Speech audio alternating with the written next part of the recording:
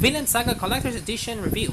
Vinland Saga was originally written by Makoto Yukimura and published by in Weekly Shonen Magazine rather than your usual jump effort, though it was soon moved to Monthly Afternoon, which is a magazine aimed to more of your teen young adult market.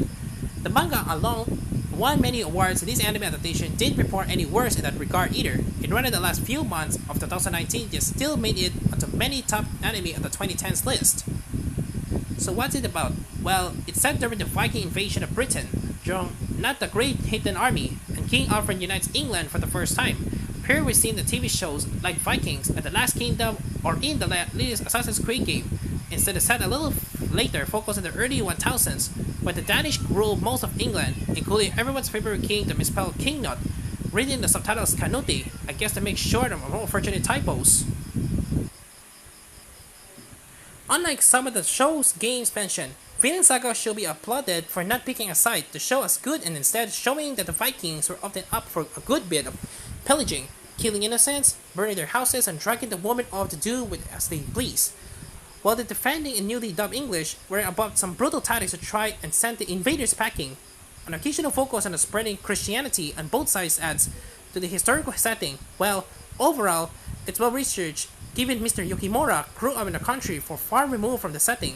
The central protagonist of the story is Thorfinn, a young boy who grows up in Iceland, dreaming of traveling the seas. It is inspired by visiting merchants' life story of an endlessly spawning continent far west he calls Vinland. Thorfinn is actually based on real historical figure Thorfinn Karlsefni, who according to records, followed Lev's route and made a permanent settlement in North America, but it was short-lived, given he's just a boy here. Beyond dreaming of Vinland, there isn't much to connect the two. Instead, he sneaks on board his father Thor's boat to finally see the sea and ends up instead seeing his father killed by Viking mercenary Askeladd and his men, who use underhanded means to do it. Thorfinn swears not only kill Askeladd, but to do it in a fair duel, and so agrees to join Askeladd's group to get stronger in order to one day kill him. The story jumps ahead a couple of years, so Thorfinn is in his early teens, but he doesn't much of the killing, because nobody wants to see a literal child kill people, I guess. This all happens in the first few episodes, and frankly, it's a great setup. You're giving enough time with Thorfinn and his family to care when his dad is killed. We have this central character who travels with Vikings and helps them to do what they do, including lots of the previously mentioned killing, but with a pair of knives rather than a sword, but is only actually doing it to take out his own boss before he returns home. Askeladd is also a great character, a bad guy for sure, but you're never quite sure what his plan with Thorfinn is. It is just so he can have an unnaturally talented new crew member who he has every plan to kill when he tries to kill him, or those he in some way feel guilt over the dishonorable way he killed his father, and he sees this as a make-do that he may find if the kid will one day grow up to kill him. His role gets more complicated later when his man ended up coordinating the Prince Canute around England and Wales and faced hostile English forces led by a massive Dane called Torkel, who was switched his sides for no other reason when he figured his fellow Vikings would be more of a challenge to fight against.